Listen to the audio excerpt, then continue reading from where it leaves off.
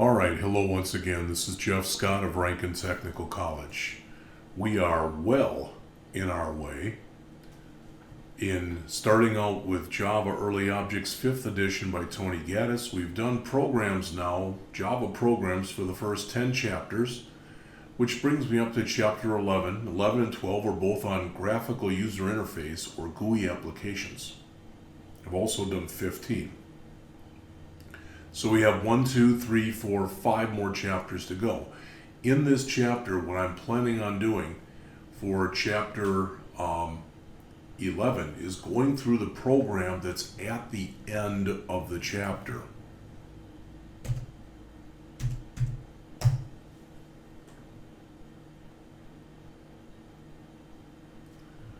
So you can sort of see it right here. I've already got the program all copied in, but we're going to go over all this, and I don't have a clue as to how long it's going to take.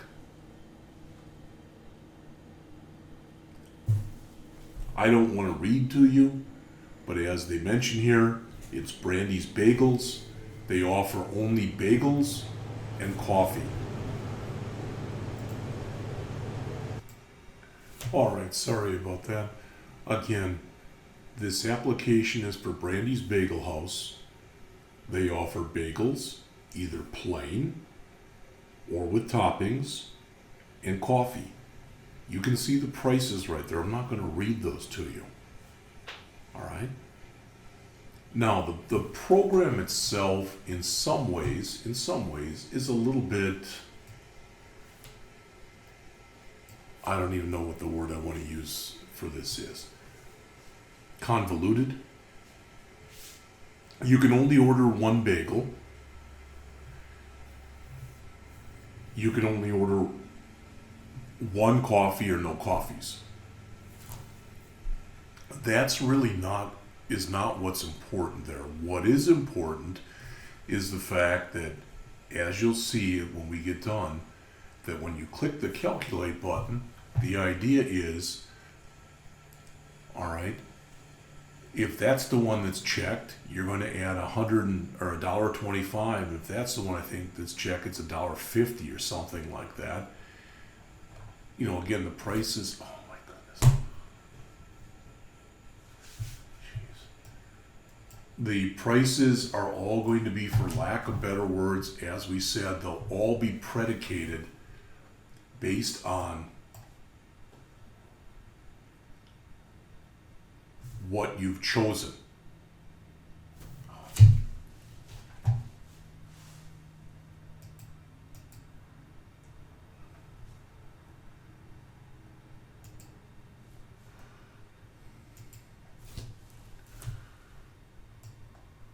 All right.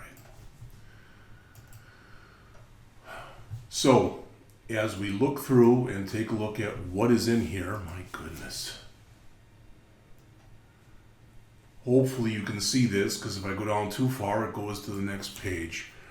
But we have 4 panels in this application. The first is a greeting panel, which just says, "Welcome to Brandy's Bagel House." That's it. The next one is the bagel panel. So that's what you see here. It's the word bagel and the 2 radio buttons inside for the 2 different types of bagels. The next is the toppings panel. Again, it's got the thing that says toppings, and it's got 4 check boxes. Remember with radio buttons? All right, as long as you set one to be on by default, that means that one will always be on. And with check boxes, 0, 1, 2, 3, or all 4 here can be chosen. Same kind of thing with the coffee and the bagel. All right, so we'll have this wired up so when you click calculate, it'll check all this stuff and figure out what the bill is. All right. So there's 1 panel, 2 panels, 3 panels, 4 panels. The buttons are not put in a panel. All right. And the author says that they'll explain why that is the case a little bit later on in the chapter. Okay. So taking it from the top, we've got this greeting panel. All right, and I'm going to actually go to the code in just a minute and try to show it to you from there. As it says, an instance of this class is a JPanel component that displays a label with the text, "Welcome to Brandy's Bagel House." All right, so it's going to look like this. There's not much to this. So if we look at the greeting panel, that's the whole thing.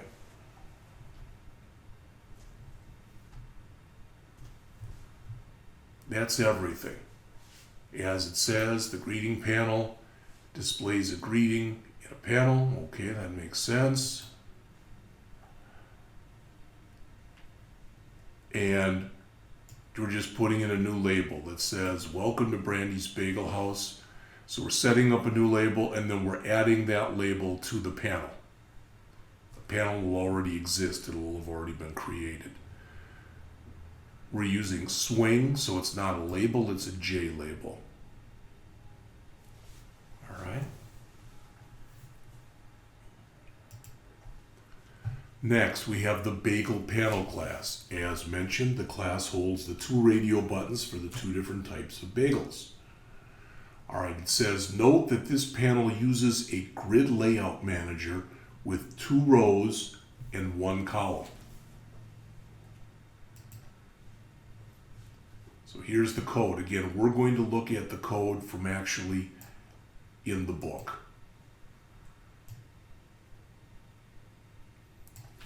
This is what you end up creating from this right here. All right, is this. As it says, notice that the white bagel radio button is automatically selected when the app begins, meaning this is the default. The class, as it says, does not have an inner event lister class because we don't want to execute any code when the user selects a bagel. Rather, we just want the class to show the cost of the selected bagel. And again, I believe that's either $1.25 or $1.50, I think. That's the purpose of the get bagel cost method, which returns the cost. Now, one thing to realize, I've said this kind of thing to you before, so let's go to the bagel, look on the code for the bagel panel. So so far we've looked at the greeting, so I'm going to move that to the beginning. All right, now we're looking at the bagel panel.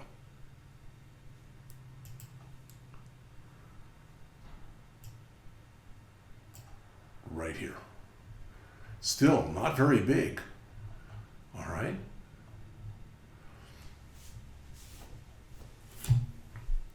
So we're setting up, it says here, set up a new grid layout. All right. And notice as they showed, or as, did I run this? I'll run it again.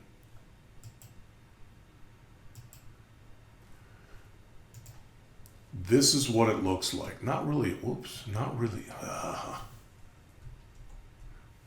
whole heck of a lot here. That's not what we want. Okay. Try running it again. All right. That's what it looks like. So what we have in the bagel panel is literally 2 rows. 1 row for wheat bagel, 1 row, or 1 row for white bagel, 1 row for wheat bagel. Remember, when you create radio buttons, you automatically put in there the text that goes along with them, because otherwise it wouldn't make much sense to have a radio button. All right? So, as it says here, create the radio buttons. So the line 31, white bagel equals new J radio button, white true, does all this. It creates the radio button, it has the word white for the heading, and it's true, meaning that it's going to be selected by default. All right?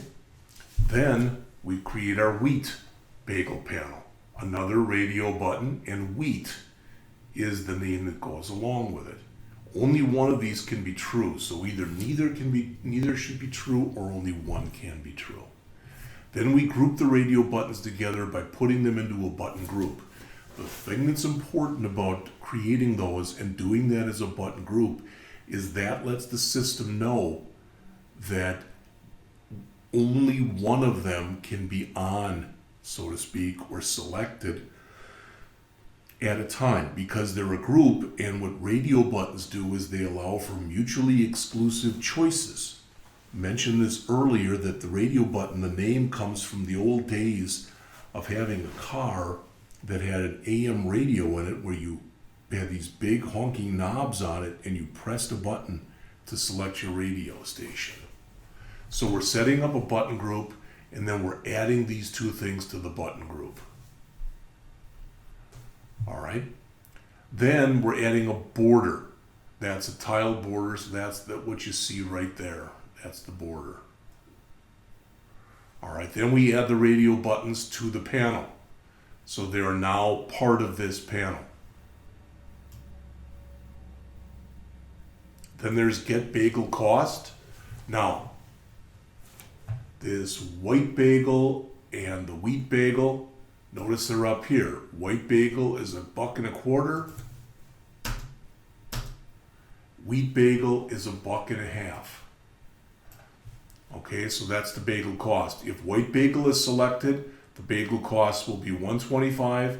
Otherwise, the bagel cost will be $1.50. Again, not that this is mandatory, but I still do this all the time. I don't know why the author, I know you can say, well, you don't have to do that, but yeah, that just because you don't have to do something, when something is right to do, you should just do it. So that's going to return then, since when we started, we had the one turned on by putting true there.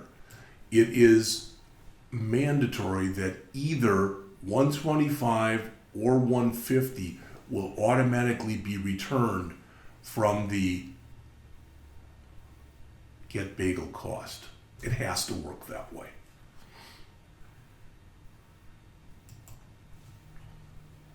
All right, next is the topping panel class. And as it says, it holds the checkboxes for the available toppings.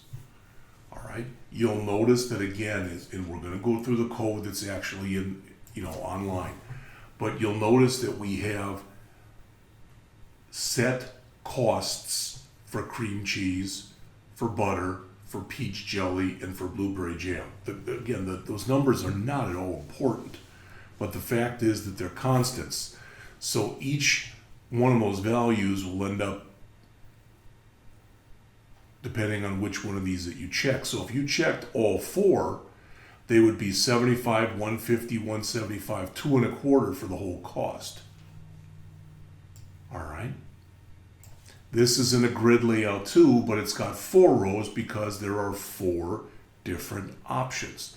So similar to what we did with the radio buttons, we come in and we create the check boxes and we add them to the panel.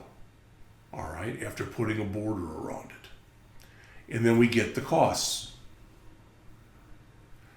And I want to show you something that, at least in my humble opinion, is very important about this example. So I want to get over to the topping panel and move that over here, so that's next. All right. So again, we're setting up a grid layout, 4 rows. Each row has got 1 column in it for the checkbox and the associated text with a checkbox. All right. Then we create the 4 checkboxes. And we're calling them what they are: cream cheese, butter, peach jelly, and blueberry jam. We create a border around the panel and we add each checkbox to the panel. Okay? Now, what's important to realize, and this is the kind of thing where you are in your programmatic career, you should be able to realize this, is that if we look, and again, maybe I'm just too anal about this, but I'm going to put all these in again.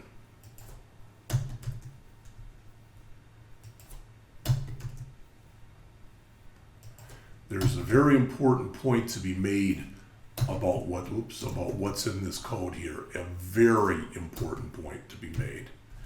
And while I'm doing this, hopefully you can take a look and you can figure out what I'm going to be getting to in just a second.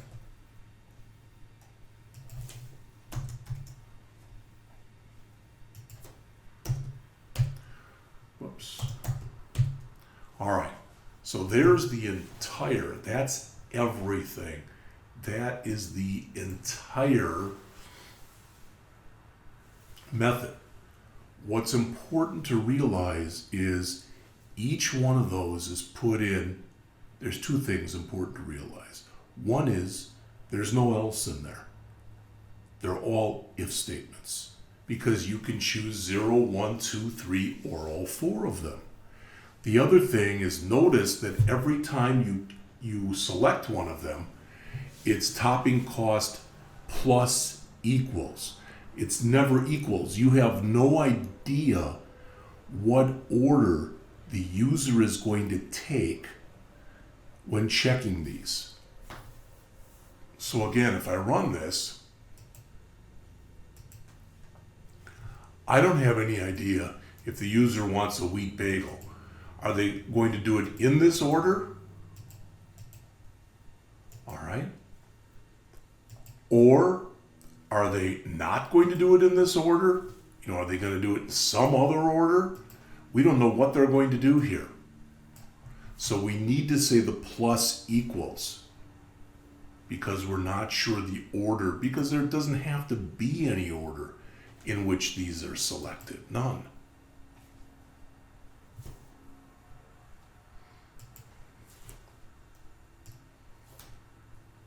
And I think the author mentions that in here also. All right, then we have the coffee panel class. And that holds the radio buttons for the different types of coffee. Well, the key thing here is unlike what we had for bagels, you do have a selection here for no coffee. All right, a regular coffee is $1.25, a decaf's $1.25, and a cappuccino is $2. So very similar to what we did for the check boxes. We set up constants that hold the values. Then we set up, instead of check boxes like we just did, we set up radio buttons.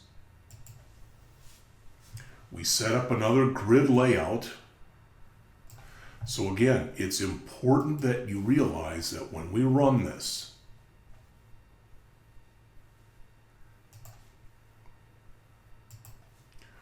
that what we have here is right here. This is one panel, one panel, one panel, one panel.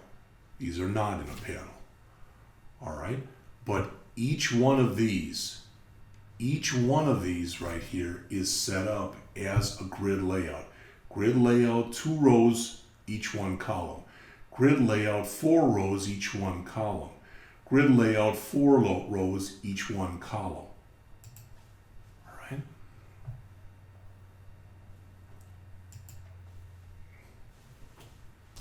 So again, the very similar, kind of a cross, you would almost say, kind of a cross between the example that we did for the different bagel types and the example that we just looked through for the different checkbox types.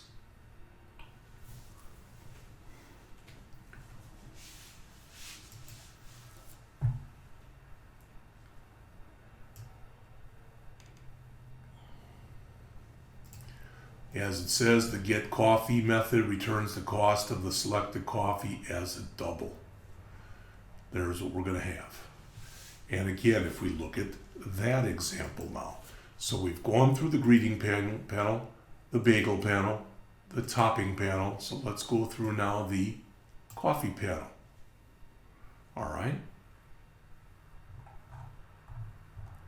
So again, you'll notice that we set up the constants as I mentioned.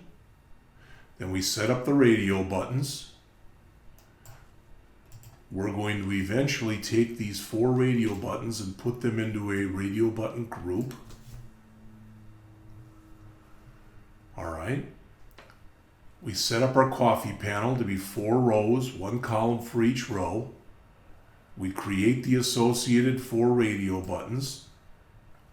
Then we group them, set up a new button group, and add each button to that group.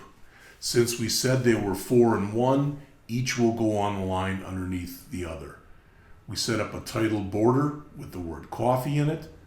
We add the radio buttons to the panel. And then again, in here,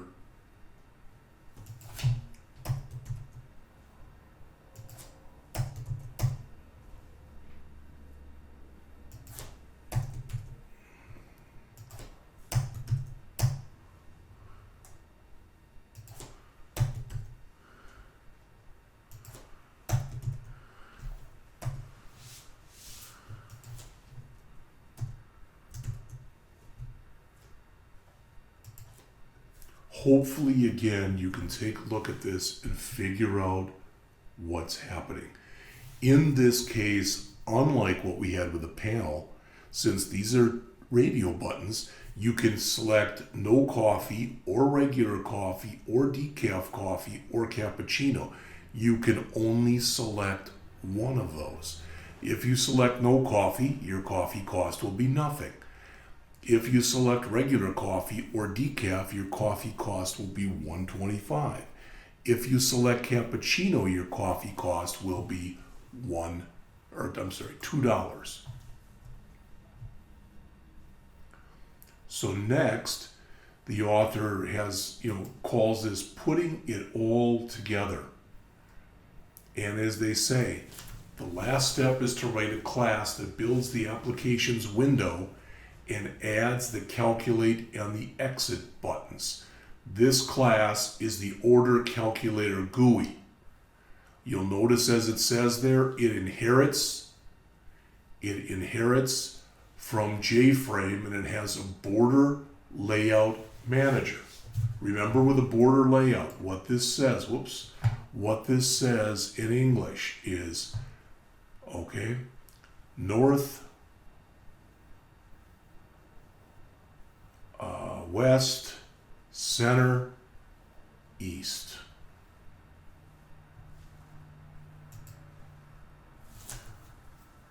Again, notice I'm on the top of page 822 here, how the author says, we have not created a custom panel to hold the calculate and exit buttons. It says the reason is that the calculate buttons event listener must call get bagel cost, get topping cost, and get coffee cost. To call these, it must have access to all those three panels. So this class that we're doing right now, this order calculator GUI class, it will create the buttons. So the code for this class is shown here, but I'm going to, as always, go back and show you what we actually have for the code. All right, so I just want to whip my way through this. So, okay. So again, next will be the order. All right, the order GUI. Still not really that long, 128 lines. And there's a comment, etc. on the top. So what do we have here? Notice bagels is a variable of type bagel panel. Toppings is a variable of type toppings panel. Coffee, a variable of types coffee panel. Banner, a variable of types greeting panel. All right, now we've got a button panel to hold our buttons, and we're going to put the calculate button and the exit button in there. And again, we're doing that, as the author mentioned, we're setting these buttons up here so they can naturally access anything that's in any of the other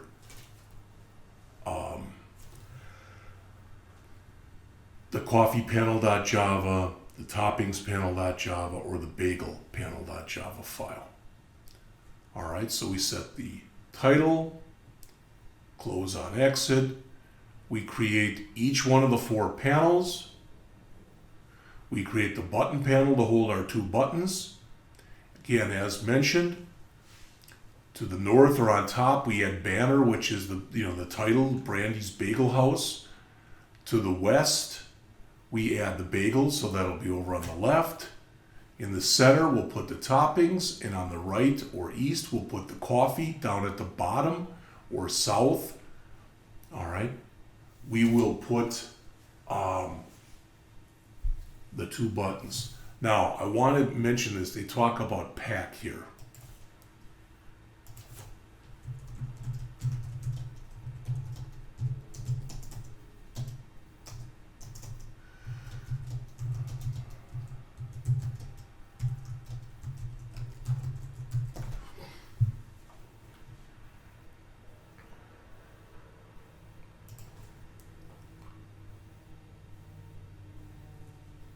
So what does pack do?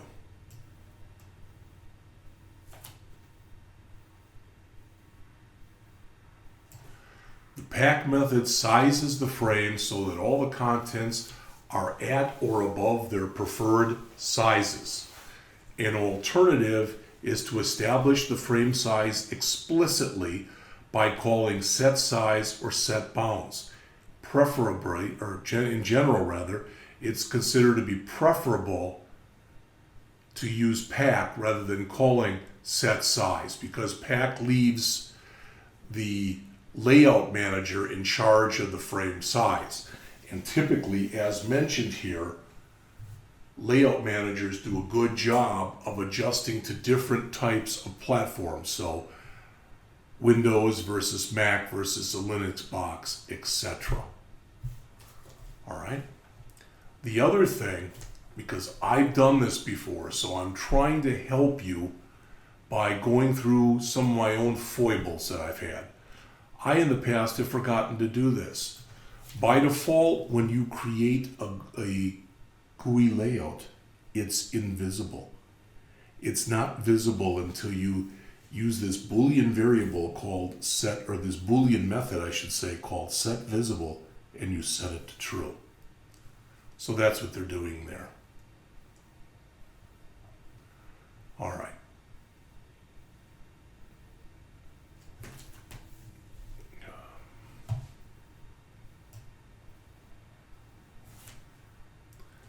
Next, we call build button panel. And you'll notice as we move down here, because that's the whole thing. Okay. So that creates the buttons, but probably most importantly, or about the most importantly, is it also sets up the event listeners. So calc button listener will be called when you click the calculate button. Exit button listener will be called when you click the exit button. And you'll notice for the exit button doesn't do much, just system.exit.0 or 0, which means,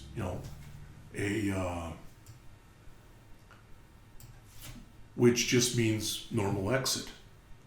All right. Notice the action performed for the other one, though. We figure out the subtotals. Get bagel cost plus get topping cost plus get coffee cost. Then we figure out our tax based on this. We add our tax to our subtotal, which we figured out up here. All right. We format it using a decimal formatter. All right. And we stick everything into a J option pane. Again, really and truly, that's not very hard stuff.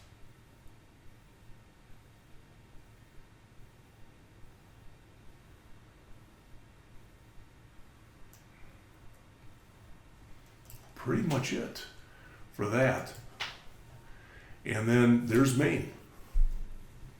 All it does is it creates a new instance of the order calculator GUI. That's it.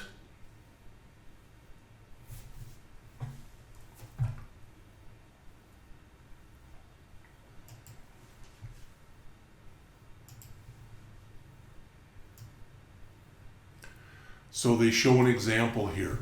We choose a wheat bagel, which is $1.50, and we want cream cheese, which is 75 cents, and butter, which I believe is 25 cents. So that's $1.50, $2.50, and the decaf is, I think, $1. I mean, I could be wrong on this. It's not really that important, but the point is, it's going to call get bagel cost to give you that. I think there was $1.25 now that I think of it. And then we're going to call get toppings to get these two, which I think is $1, so that's $2.25. And then we add the decaf coffee, which is $1.25, which gives us the $3.50. The tax rate is 6%, so we multiply 3.5 by 6%, which gives us the 21 cents. $3.50 or $3.50 plus 21 cents is $3.71. Again, ideally, at least, it just makes sense to you. Then they talk in here about a splash screen. And as they say, it's a graphic image that displays while the program loads up. So that's what's supposed to show when you bring that up. All right. It says to display this, you would use the following command. Sorry, I've got to pause. All right, what we're told here is if we want to go and add a splash screen, that we should put in the line of code that you see right there. So I'm going to literally type this in, Java minus splash logo.jpg bagel. All right, and I'll come back to that in just a minute. So if you're wondering why I'm doing that, I will come back to it. All right, that's pretty much it. So I guess I'll come back to it right now. And what I'm going to do, I'm going to try to do something different. I have no idea if this is going to work or not, but I wanted to try to show this to you. So first thing I want to do here, stop the run here. We can now close all of these. And I can get out of here.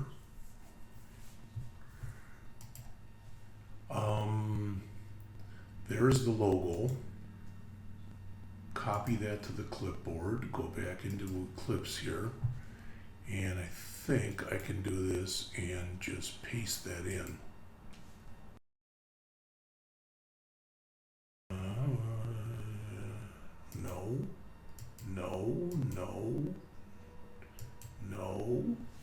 No. All right, there's the Brandy logo. All right. I'm going to go and I'm going to try something, and what I'm doing right now may make absolutely no sense to you, but I want to see if I can at least get this to run and show you on here. There's my Java folder. So here's my Chapter 11 Brandy's Bagels. So I'm going to copy that. You come in, and I'm going to type in here CMD to bring up a command line. And I'm going to go in my C drive here. I'm going to do